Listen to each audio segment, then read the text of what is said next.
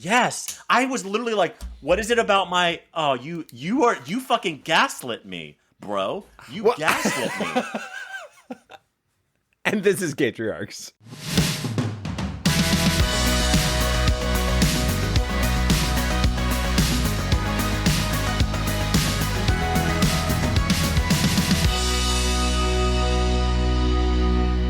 So I was listening to NPR the other day. As you do. Insert joke here. Insert dick joke here. Like, what do a penis and a Rubik's Cube have in common? The more you play with it, the harder it gets. Sorry. Gavin, I know. You're a monster. You're welcome. You're an actual dad joke monster. I was listening to NPR the other day, and there was a woman who was being interviewed for having posted something called #LazyGirlJobs. And it was a whole discussion of feminism and whatnot. But the main idea was that the woman was like, how do we have kind of a work hack for women that don't make you completely burn out with everything that you do, give the right amount, but have a life balance, right? And what really stuck with me was a quotation she had at the end, which said, work like you don't have kids and have kids like you don't have a job. I'm going to repeat that. Work like you don't have kids, but you have to have kids like you don't have a job. And the whole idea was the unfair expectations being put on women to doing it all and having it all. To fully commit to two things at the same time. And be the fucking best at both. And goddamn, don't you ever show any weakness or any fractures or anything because you have to be Which the is best so unfair because, like, not everybody can be me. Do you know what I mean? Like, not everybody can be me. Not everybody can be you. And so for the rest of us who are not able to be you, it did, of course, make me think, and listen, I wasn't getting on a gay dad high horse of how dare you not include the gay dads, but it is very relatable that we have to work like we do. Well, yeah, I mean, I think society gives us a little more leeway in, oh, you have kids too. And I don't think they always give that to women, honestly, which is totally unfair. But we have to balance it all at the same time too. So it basically comes down to straight men, you know, it's they've created a world that sucks for the rest of us, you know, in terms of work life and family life balance. But it's also, we talked about this. I can't remember if we talked about it last episode. I'm very confused at what episode we're on. Episode 32, girl. I know, 32, and it's definitely September 27th today. No, but the idea that like gay parents have to be perfect parents to even be considered to be legitimate parents, right? Because I was saying, we were talking to Ben last week. We were talking about him, he's like, I'm a great parent. I do this and I do this and just like we have to do that, and then we still get shit, but we should be allowed to be shitty parents, like everybody else is allowed to be. Yeah. Everybody else is allowed to be a shitty parent, like me. So give everyone a break, women, men included. But it was it's the patriarchy too, right? It's the patriarchy, which is why we're trying to create the Gatriarchy. Which is why we are here with Gatriarchs. Wait, I am not actually the perfect parent, Gavin. If you can believe that. What? If you can believe that, I know it's very shocking. And I have an example. Would you like to hear it? Please. So, you know, or you remember that when you have a child in either daycare, I imagine this happens in earlier grades too, there's a lot of art projects, and those art projects come home. Yeah. Right? They come home. So your parents, your teachers maybe once a week will send all the things, whatever, and they're almost all stupid. They're almost all like, oh, look, your daughter colored a star on this paper. And I'm like, okay. And they're like, don't you want it? And so we have some hanging up, right? And then we have our grandma pile, which is stuff that we think she would love that we don't want in our house anymore. And then, of course, we have the circular file of the trash. Yeah. Well, we throw almost everything away. Almost everything away. You are a monster. So our teachers... So I know. So the teachers of my son's class, it was his last show and tell before he moved to pre-K 4. And the big show and tell was going to be, bring back your favorite craft of the year. And my husband and I looked at each other and we went, oh no, we throw all of them away. Do you document them in any way, or you're just heartless, unsentimental monsters? Okay. No, we will keep there's 5 on our fridge right now that we think are really great or really unique or really cool. But most of them are just look, they glued this paper to this paper. I'm like, what is that? That's not significant. Or if there's something that is really cute that says we love you, Happy Father's Day, or I love my grandma. We'll give, appropriately. But most of the stuff that comes home is fucking garbage. So we were like, oh no, we can't tell our teachers that. Somehow one of his stupid projects had been left on this like clipboard we have. And we were like, hey, Emmett, isn't that your favorite project? And he was like, yeah. We're like, great. This is your show and tell this week. So I totally got busted for throwing all my kids' stuff away. Wow. I mean, yeah. I don't want to say I'm a hoarder, but I can see behind you right now that you have lots of artwork. I know. There. And it's what's ridiculous is this is all old shit too, because my kids, the kids are older now. They don't bring artwork home anymore, or their artwork isn't cute and shitty. It's just shitty now. Like, wow. So do I need to like pull from your like the future of being sad that they don't come home with twigs glued to a piece of pink paper? Hey, I think that we need another musical cue in our Gaytriarchs library, which would be the Just You Wait. The music. Gavin Lodge is Just You Wait. Just You Wait. Yeah. Okay. Just You We'll work Wait, on that. David FM. Just You Wait. Anyway, it they don't bring home artwork anymore, and frankly, isn't artwork like the least our kids can do to pay their way in this world? I expect them to be famous at some point because I want a boat. Dad wants a boat, and he can't afford a boat. Yeah, so he's having many kids and hoping one of them will get famous and buy me a boat. We are a house of Swifties, you might recall, and my daughter knows every lyric to every single song, and she sings tremendously, but she absolutely refuses to take piano lessons or guitar lessons. And I'm like, girl, you need to go out and be some Taylor Swift for me so that I can afford a boat someday. Anyway, We're great parents. Speaking of being great parents or not being great parents, I swore to myself I was never going to be that family eating dinner at like 4:30 and 5 o'clock. Like I imagine people in what I look down upon as regions of the country that I think are boring, which is terrible. Everybody in North Dakota and Minnesota, we love you the most. Please there go our listeners there. Like and subscribe and tell all of your friends in North Dakota and Minnesota about it. But I wasn't going to be that guy. I wasn't going to eat early. I wasn't going to have sports 6 days a week. I wasn't going to collapse in front of the television and then just rinse and repeat every single day. But now that school has started again, our soccer either starts at like 5:15 or 6 every single day of the week, which means we have to, they go in tandem. So we have one at 5 and one at 6:30 or something like that. Point being, 2 days a week, we have to eat dinner at like 4:45. Otherwise the kids don't have any food, right? Gavin, that's called lunch. You're talking about lunch. And then all we do is fucking sports. And my partner and I are like, oh my God, sports. Why the emphasis on sports? Why are we just sports Ubers? And then we literally collapse on the TV. I fall asleep within minutes of anything happening. And I am now that guy. I didn't want to be that guy, but I'm that guy.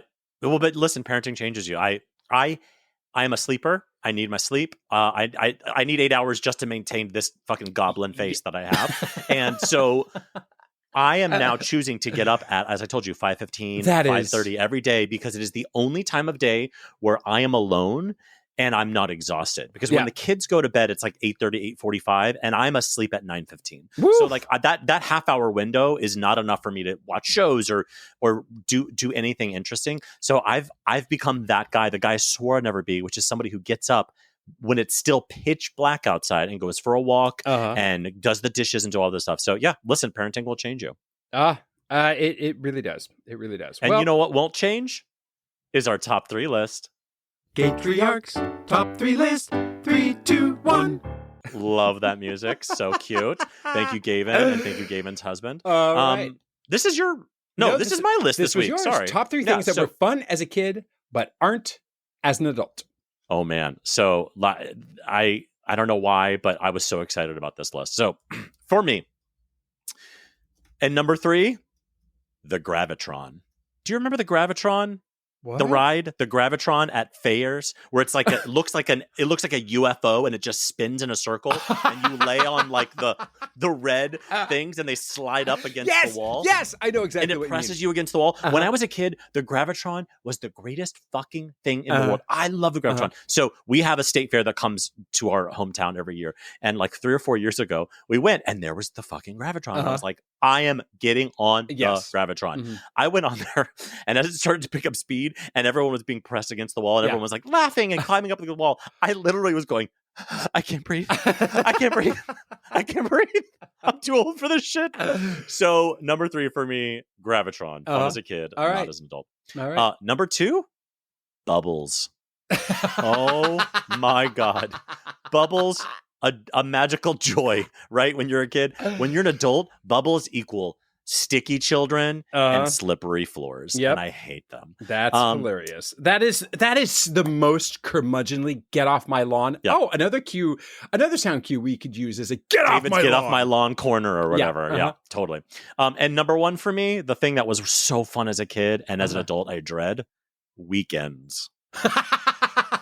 Weekends are just this open prairie of what are we going to do with these kids who don't want to be wherever they are. Yeah. So that's my number 1. What about you? That is hilarious. I'm going to make my honorable mention here that you just provoked in my mind as related to your number 1 is summer. And I feel so bad saying that. I feel like I'm such a loser by saying I hate summer, but it is all in the mindset. But I just think, oh God, it's just 2 months of utter chaos, more money, more balancing of like demands from kids and me with work and whatnot. I just dread it. But then I'm halfway through the summer and then I'm like, oh my God, where's the summer going? And so I need to change that mentality.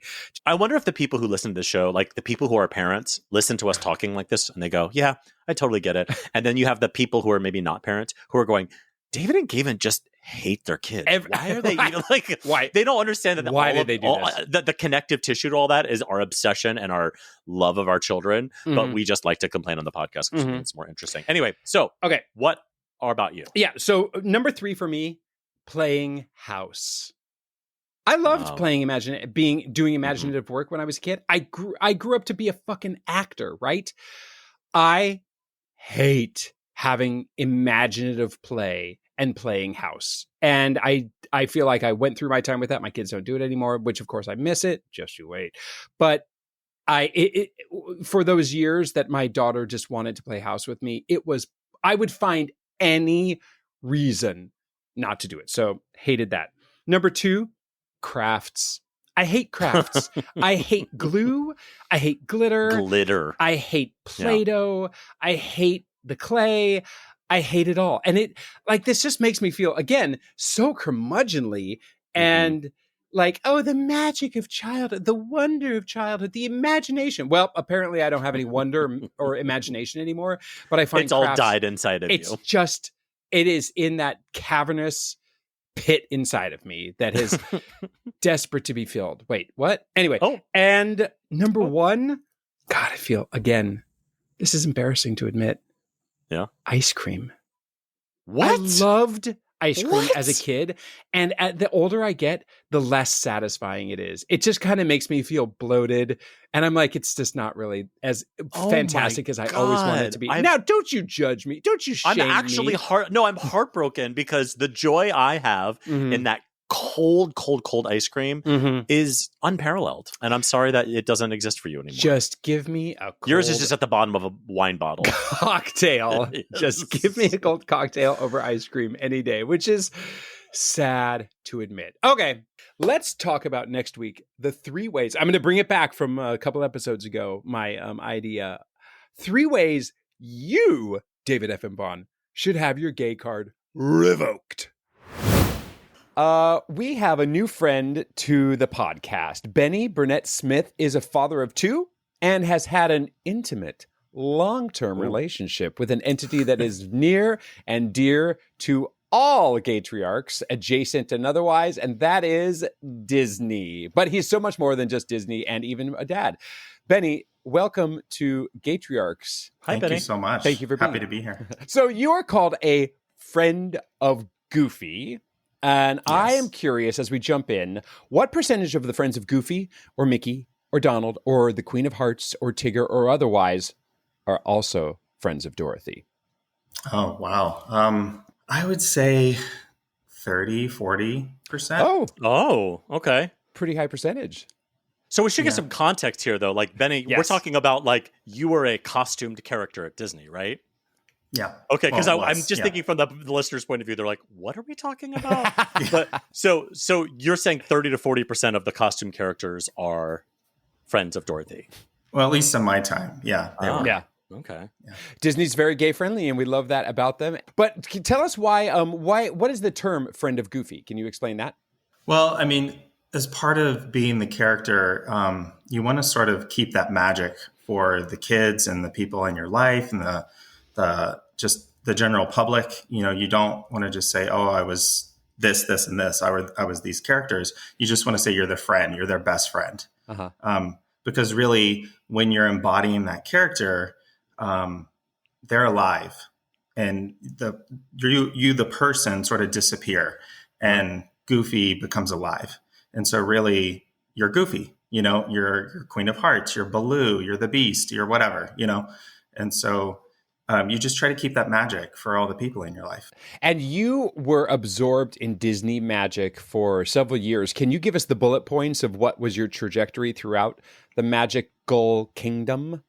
Of course, of course. So it starts with just being a kid, going to the parks when I was little, watching the Main Street Electrical Parade on the shoulders of my dad. Sort of cliche, but it comes full circle when in a moment when I tell you. But just loved going to the parks. I'm originally from Texas, and so Florida was like a world away, and just had the best time. And so I graduated high school early, and so I was kind of like looking for something to do besides just going to college. And I was in college, and the counselor said, "What do you love?" And I said, "Well, I love Disney." And she said, "Well, there's a college program." So I got in the college program. I was 17 when I went to Florida.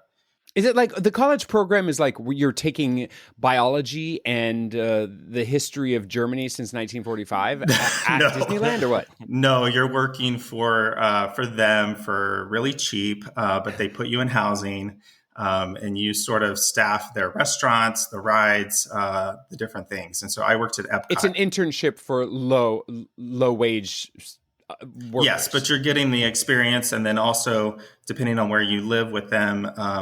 I had the international roommates, so I had the roommates that worked at Epcot. So they were like Italian and French and Chinese, and so it was really cool. But so I went there at 17 and started at Epcot, and I worked at the pizza place that's no longer there, and then I opened that little cafe. It's like a little. It was called Fountain View. It was in front of that big fountain at Epcot, and That makes sense. It eventually became a Starbucks, and now it's gone, and they tore it down. That tracks. So That totally yeah. tracks. So then while I was there, I saw the characters, and I was like, oh, I love seeing them when I was a kid. So then I went with a friend who was auditioning, and then I got to work that the next couple of summers. I worked at the Disney MGM Studios, is what it was called at the time. It's now Hollywood Studios. So I did that, and then that led to Disneyland Paris. And I was in France for a year. And then while I was over there, I found out about Disney Cruise Line. So then I was the second cast on the Magic, which is their first ship. Mm-hmm. And then I was the first cast on the Wonder, which is their second ship. What was your audition to be a costume character like? It was awful. So I have no formal training. I was not a dancer. I had never danced. I'm just really tall and skinny. And so... they and did young like and good looking, so we fucking hate you. So I did. So they did like a dance routine that I completely bombed, and then they did like improv, which I actually could do. And so it just was one of those things, and I was really good at talking to people, and so I found out like who the supervisors were. And I would just talk to them and just like go straight to charm the hires, whatever. Yeah.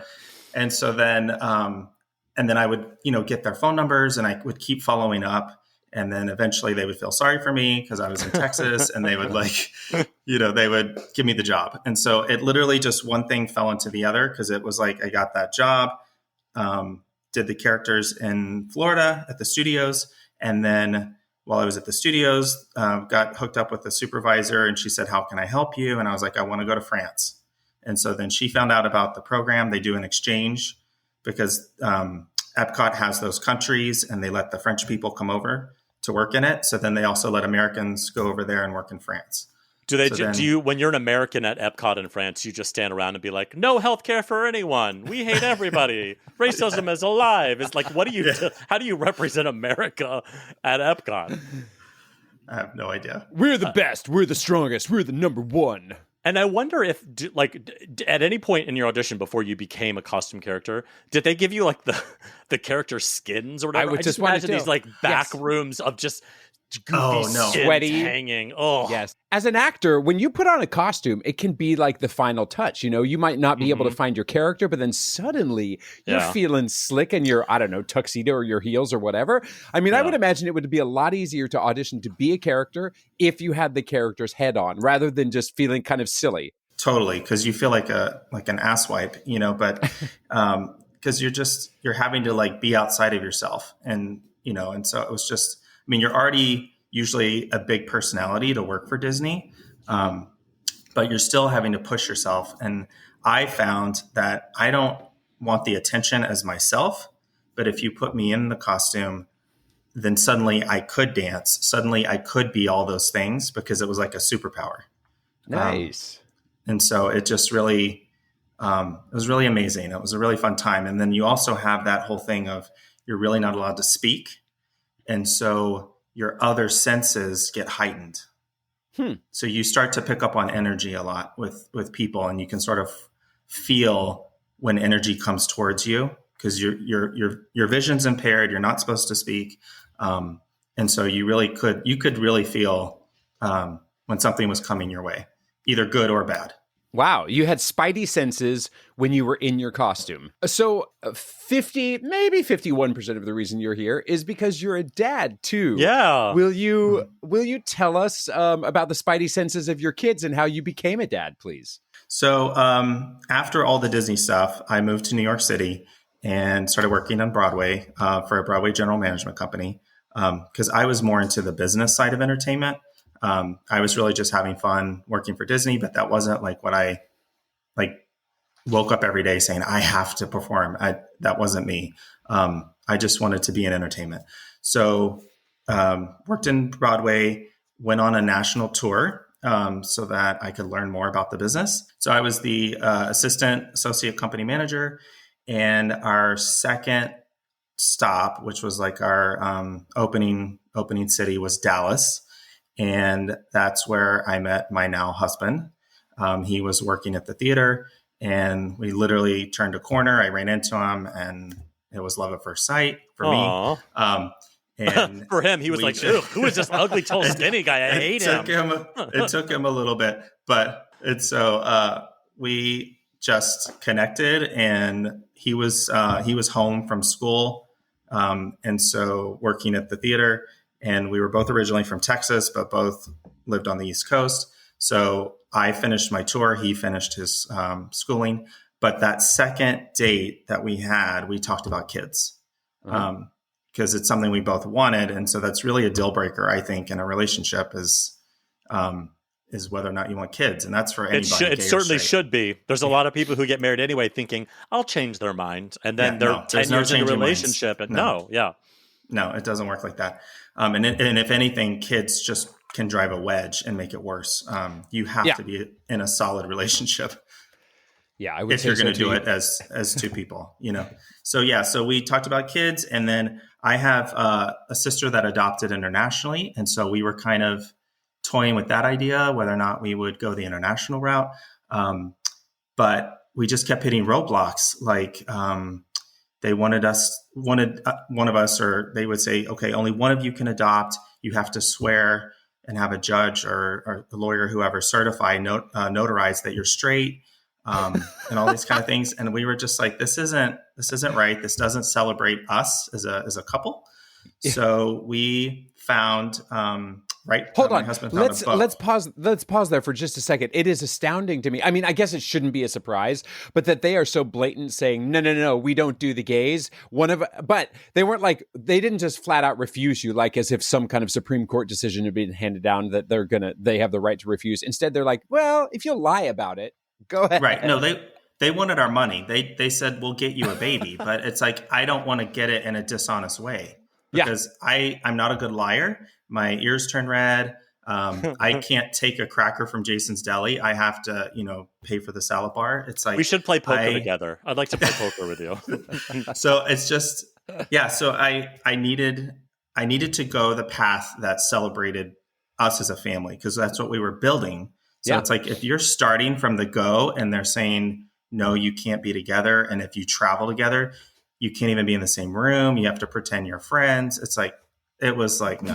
This is my roommate who traveled overseas with me to pick up our baby. Yeah. So, and it's like just a couple of straight dudes raising kids together, just hanging out. It's so cool. Hanging out. Yeah. I don't know why we're clutching our pearls and crying when we meet our baby for the first time. We share a bed just for economy, honestly, just to save the earth, honestly.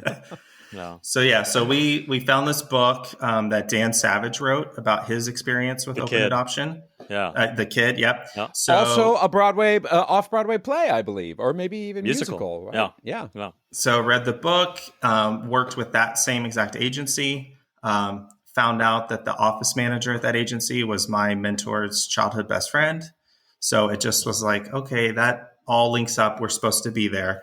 We go there. We're celebrated as a family. And we just started that process with open adoption. And so we were placed with our son in 2009. And it was the week of Thanksgiving. And so it was last minute. We had to drop everything, get in the car, drive from Vegas up to Oregon.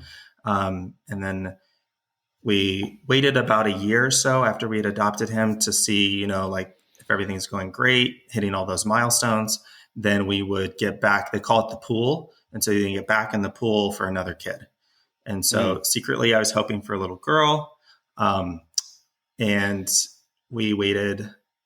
So we waited 2 years for our son, because the way open adoption works, at least with this agency, is that the birth families pick you. Right. So you're kind of in this pool of people. And one of the things that kind of worked against us is that we were in Vegas. And so they were like, no, these showgirls, we don't trust them whatsoever. So the agency is primarily in the Pacific Northwest. And so the whole open adoption model is that you form a relationship with the birth family, and then you're having visits and you're seeing people. And so I think it was hard for maybe the birth families to wrap their heads around, how are we going to see them if they're 2,000 miles away? Yeah, sure. And so then it kept happening where we would have all these close calls where we would get the screening call and they would say, okay, this baby's been born. These are the issues. Do you want to be put into the, that smaller pool to be considered? And we would almost always say yes. And then it would end up that they would pick the lesbians. And so we were like, okay, fucking damn lesbians. It. Like, God damn it. Just always hijacking. Ruining everything. So then we thought about, we should go out and get Subarus and put on put on flannel and just change our look and see if they would pick us, but it just kept happening. And then finally it was our turn. We got picked. And so then we knew how that process worked. So then we went back in the pool about a year later after we had our son, but then that wait turned into 4 years. And so, but I think I was saying this to Gavin earlier when we talked, it's like the kids really do pick you. And so you just have to wait. You have to be patient. And now, so then it happened and we were picked, and it was last minute again.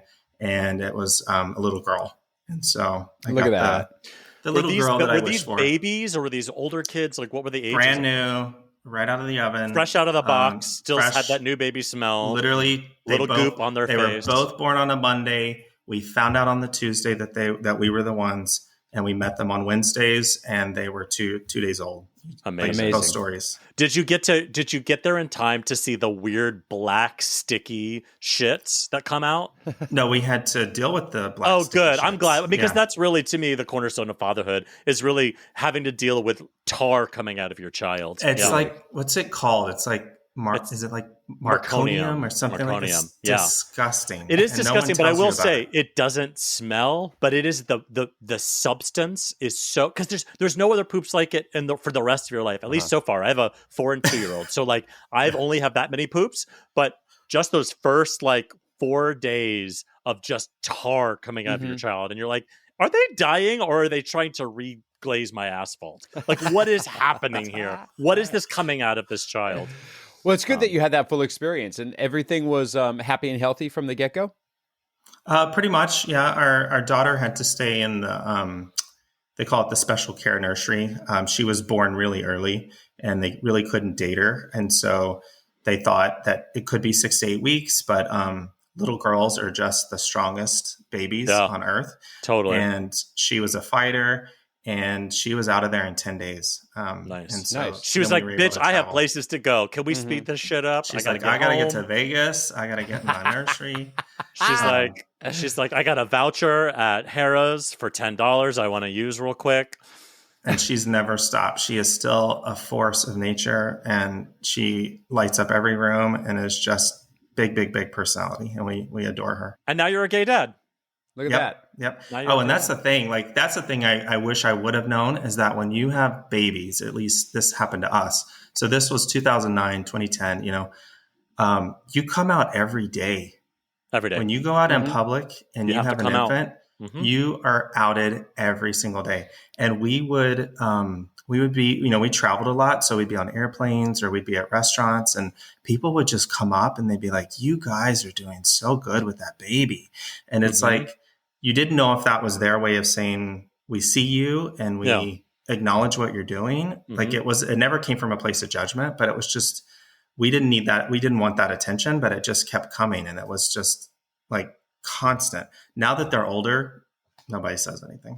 But it is an interesting, unique thing to our life, which is where like we have to constantly either come out or decide not to come out. We have to make that decision. We have a neighbor down the street, very nice old guy. And one day we were walking our kid and we see him all the time. And it's always like wave. And he would always look at us just for an extra half second, because you could see the wheels in his head turning, going, what is? And so we've had 2 babies now. And finally last year at some point we were just like stopped and talking. And he just looked at me. He looked at my husband. He looked at me. He looked at my husband. He looked at me. And then he went, so what are you guys, brothers or something? Like, and I was like, no, bro, this is my husband. He was like, oh, okay. Yeah. Because it's fine. It's fine. Yeah, it's fine. But it is a constant source of coming out, and it is super fucking annoying. But also I feel like maybe sometimes the story you were telling about, like, oh, you guys are doing so good, I've gotten that a couple times, and I feel it's a little judgmental. It's a little like, oh, I didn't know you could do college level algebra. It's like, just because I'm a gay dad doesn't mean I don't know how to be a dad. We would get the you've heard of mansplaining, and people talk about, oh, don't mansplain that to me. So we experienced the opposite. We experienced the woman-splaining. Mom-splaining. So it would happen like the worst was on a plane, and Tilly, our daughter, she just did not enjoy being on a plane. At least as like that 0 to 2, because she really wanted her own space and she needed her own space. And so she was just like having a fit, and we were on, I want to say it was like just on one of those long, like 4-hour flights, and she was just crying and everything. So then these women just come to our seats, and they just like take her out of my arms because they're going to show me how to comfort my daughter. And they're like, this is how you do it. And so then she like goes up to like Mach 11, screaming like, "Who are you people?" Yeah, so a strange woman just grabbed me, and they're like, "Oh, you have to do this, this, and this." And so then I had to like get out of my seat, take her back, go to the back of the plane, and then really soothe her. But I was like, it would happen every once in a while where we would be, shown how to handle an infant or a child. That's 100% happened to me. Has that happened to you, Gavin? Yeah. Oh, absolutely. Yeah. And I actually think it comes from a place of generosity, I think, but boy, does it get mistranslated. It can but I also, be generous, but it also feel, there is a sense in there of like, there's no woman here to really take. I was at a Men Having Babies conference as a speaker, and my infant was crying, and I was patting him on the back to try to get him to burp because he'd just eaten. And one of the catering staff came up to me, and she rubbed his back or did something different, and I was like, I know you're. Part of you is doing it generously, and part of you is being judgmental. Thank you for the mom-splaining. But I think that, Benny, you're talking about positive affirmation an awful lot of the time, which is really great. And different from also, I assumed you were going to say how often people said, oh, is it mom's night off? Or, oh, are you doing the babysitting? And you think that we as gay dads also have to take another proactive stance and not only come out, but also explain, no, this isn't babysitting. I'm a parent. So no, totally. And that I felt like that started more with the preschool and just going to school, because then it's every year you're starting over with a new teacher and you're having to explain your family dynamic. And so then sometimes it's kind of like you see like the wheels turning in their head, like, oh, okay. Cause you say, our son has a dad and a papa, and they're just kind of like, oh, okay. And then another way one thing that we did as a family is, you always get the family tree project, which I always dreaded. But so what we did is, or at least what we showed our kids is like, we showed 4 trees, like in an orchard, and each one of us is one of those trees. Oh, nice. And then there's a basket with our last name on it, and all of our apples from our different trees are in that same basket. And so we were all picked together to be in the same family, because we all come from different families, That's sweet. And so I want to do that, but I want it to together. be like a Costco shopping cart with like various Kirkland products in it, and the Costco that would really represent me. I think, or maybe a vineyard of grapes and the bottles of wine that fall from. That would be Gavin. Yes. Look, has anything more perfectly described Gavin and I talk about Costco and you talk about wine. Yes, that's it. I mean, that's the dynamic. So speaking of Costco and wine, let's go back to Disney. So behind the closed doors, then, is Disney the happiest place on earth? It can be. It can be. It is what you make of it. It's. I had drank the Kool-Aid, so I was all in. This was my childhood dream. I was loving life. But it can grate on you. There's days that you wake up and you don't want to be magical and you don't want to spread pixie dust. But they do a really good job of tapping into that nostalgia. That you had as a kid. And so, but it's hard. It's, the Florida heat is no joke. And oh my God. How do you deal with those costumes in the heat and humidity? It's beyond. I don't even know like how we did it, but literally we'd be in parades where the asphalt was melting under our feet. It was so hot. But I grew up an hour south of there. I know exactly what you're talking about. It is, and I was awful. I was in Texas, so I was used to the humidity. Yeah. But still, there's nothing like it and then you're adding layers of padding and whatever else. Did you have ice packs and fans on the inside of the helmets or anything? No fans, but you could do like an ice collar thing. But the problem is that it would melt in, less than 5 minutes. And then you're just carrying around heavy water on your neck. And so then it's like, great, this is how often would characters just pass out in the middle of the Main Street parade? I never saw any, but I would, as soon as because usually with those parades, they, you have a route that you have to go. And once you go past the gates, to leave, there's a line painted on the ground because people can still see you. And so you can't stop until you cross that line. And it's a good 30, 40 feet past, it's a good distance. And you're just like, I got to make it. And then you just sort of collapse once you get past the line. Yeah. And then you're getting things peeled off of you and you just lay for like an hour to recover. It's too bad. You are definitely not allowed then to be like the friends of Minnie and the friends of Mickey in Times Square who stand around with their helmets under one arm smoking a cigarette. No, we call those the ghetto Mickey, ghetto Minnie. That's what I tell my kids. But we see that in Times Square every day.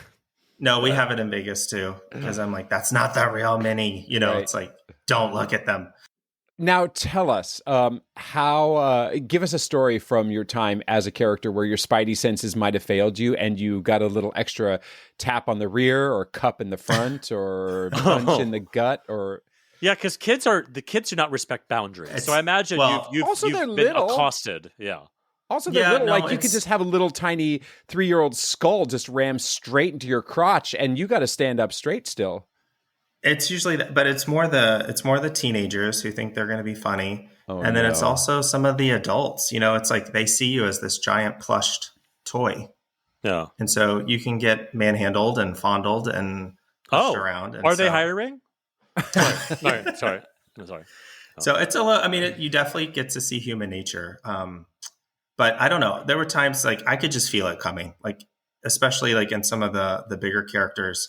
They think, Baloo really needs to be kicked between the legs, and so you would feel it coming, and you could just brace, and kind of cross your legs so that you didn't get hit in the balls. So what's worse, a little child who kicks you in the balls, or a Disney adult?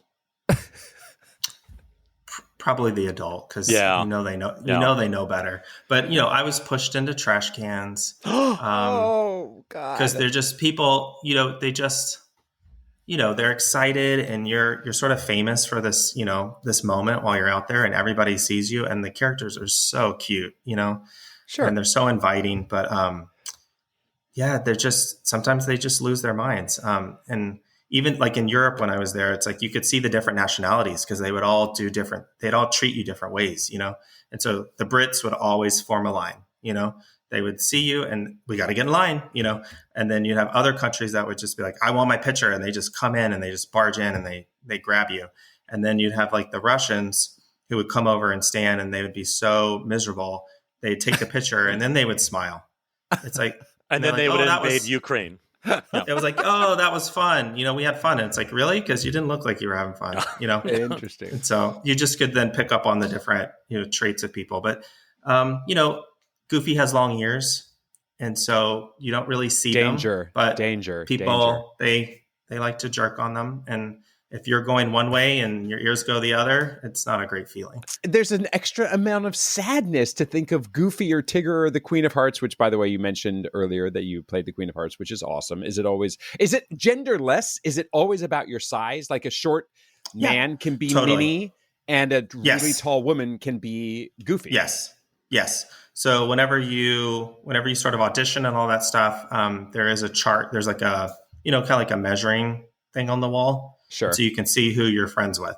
And so I was still growing. So when I auditioned, I grew a little bit more. So then I kind of grew into Goofy. And so, so there's sort of like a tranche of characters that you can be friends with based on those little things. So there are some middle grounds that you're kind of just out of luck because you won't fit. This also reminds me of a guy I once worked with a long time ago who worked at the Magic Kingdom. He was a kid of the kingdom or something. And a character might have like run into a door or something like that and busted their nose. Without the head. And they like broke their nose, blood all over the place. And the person said, give me my hat, give me my headpiece really quick, because they wanted to be able to claim that they were injured on the job with their headpiece on, and then be able to get away with that.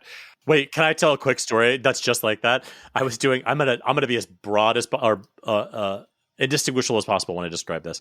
I was doing a regional production of a show somewhere at some point, and we were at lunch during tech, and we were all trying to learn round off back handsprings, and we were outside of the theater in this like grassy area, and I was helping this other actor in the show learn, and he was doing it, and he was doing it great. We were getting better, and finally he did it all by himself, and we're like, yay. And then it was about time to go, and I opened my big fucking fat mouth and I said, why don't you try one more? And he goes and he does it, and he breaks his elbow. He has no insurance. We're not on the property. We don't know what to do. So he sneaks into the theater.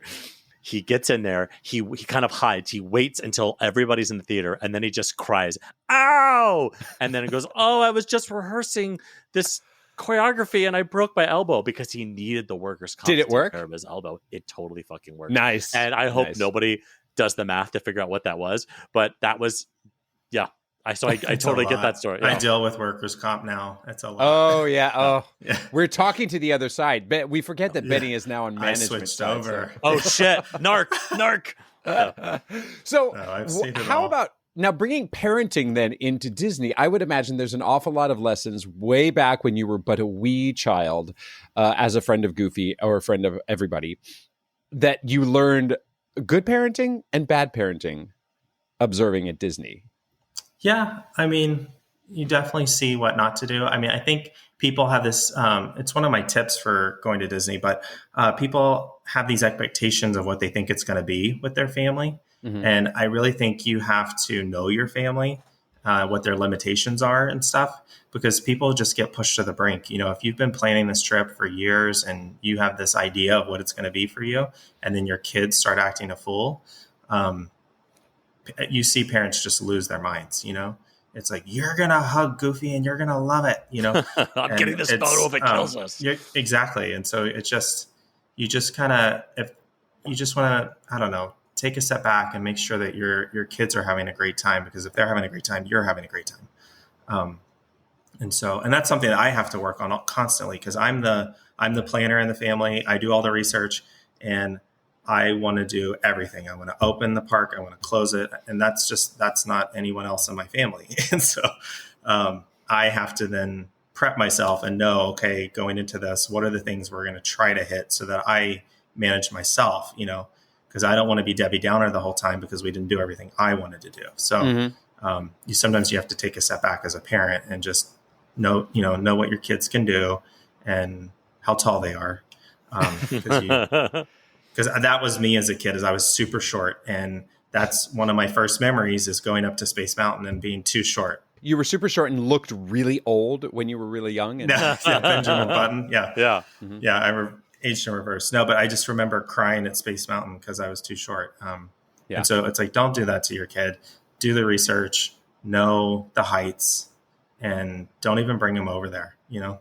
I didn't realize until speaking with you that there really are the little tunnels underground to get you, to whisk you like here, famous. there. And are they nice, or is it just a concrete underground alleyway? Or do you feel like it's also part of the happiest place on earth?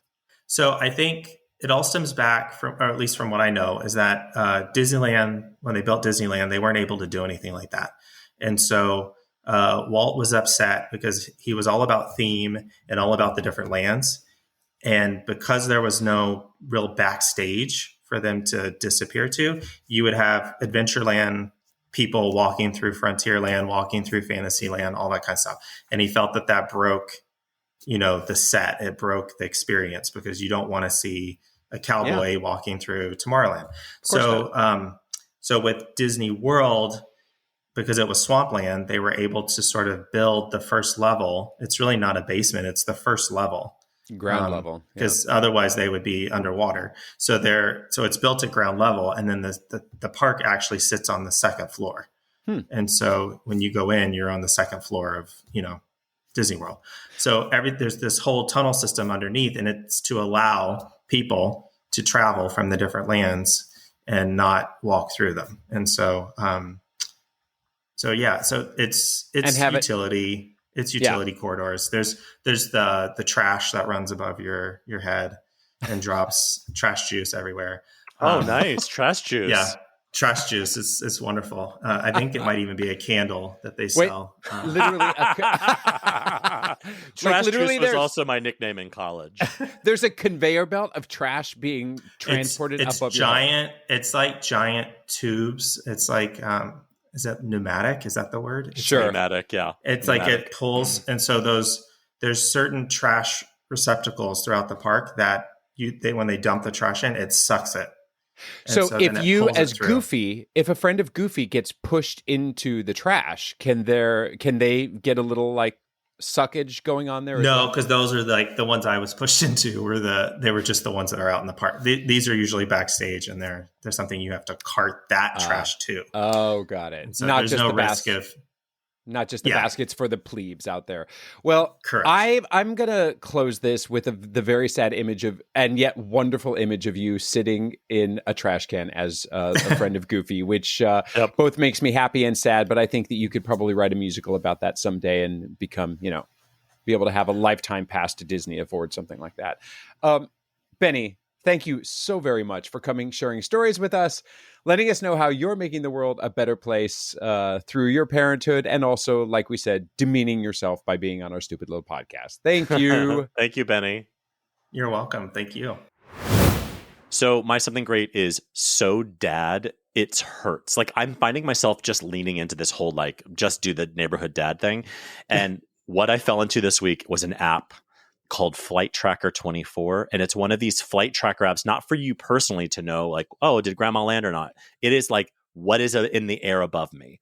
Where are the planes? And you click on them and it basically says, oh yeah, that plane that just flew over you left LAX at 2 p.m. and is going to Newark or whatever. And it shows you the path they flew and you could see them dodging storms or whatever. And so we're right underneath a flight path for Newark. So I literally will get up early in the morning. I get up at 5:30 in the morning and I will go sit on my back porch. Wait, before your kids? I have to. It's the only time of day where I don't have somebody that needs something from me. So I will get up and have like half hour to 45 minutes of just me with my coffee on the back porch. That is some serious that you are giving some serious Gwyneth Paltrow vibes there. I look like a monster. I look like a monster. No, but anyway, I just mean like the overachieverness of it. That's really impressive that you have the self-discipline to get up. Yeah, I know. It's just selfishness. Do you have Entenmann donuts with it as well? Yes, I absolutely do. But this app, I am so obsessed with. My husband is absolutely exhausted by me because the second a plane will fly over, I'm like, oh yeah, that left Memphis about 2 hours ago. They're going to Teterboro. And he's like, stop it. I don't care. Now I know the sounds of different planes. I will know if it's a UPS or a FedEx plane simply by the time. And it's annoying. So anyway, if you're into that, if you're ready to really become full dad, Flight Tracker 24 is my something great this week. It's funny that I also had an app that I was going to share this week that I was just introduced to by my kids because they found out about it at school because school has just started since we're here in the middle of September, right? And it's September 27th today. Did you know that? I know my birthday was 2 days ago. So my partner is actually obsessed with Flight Tracker 24 too. I have known about it, and he loves to be like, "Oh, that's a UPS flight just took off," or that's FedEx, or that's Delta Flight 177. It's really fun. I love that shit. So believe it or not. Honestly, my app is called Sharktivity. Are you aware of Sharktivity? I don't know Sharktivity. You can monitor sharks that have been tagged swimming in the ocean. And you can just be like, let's look what's off of Cape Cod right now. Let's look what's off of Manhattan. Sharktivity. Wait, this is basically a Flight Tracker 24. Like, but I can't believe our something greats are the same, basically. I mean, one's sharks and one's planes. My kids came home. God bless the science teachers. They told my daughter about that and she came home and said, we have to download Sharktivity. I'm like, I don't know what this is. And there I will be downloading it literally right now. There are sharks within 15 miles of me right now that the app just told me about. So that is what we love. So that's our show. If you have any comments, suggestions, or general compliments, you can email us at gatriarchspodcast@gmail.com. Or you can DM us on Instagram. We are at Gatriarchs Podcast. On the internet, David is at David FM Vaughn everywhere. And Gavin is at Gavin Lodge on Shark Week. Please leave us a glowing 5-star review wherever you get your podcasts. Thanks, and we'll track you next time on another episode of Gatriarchs.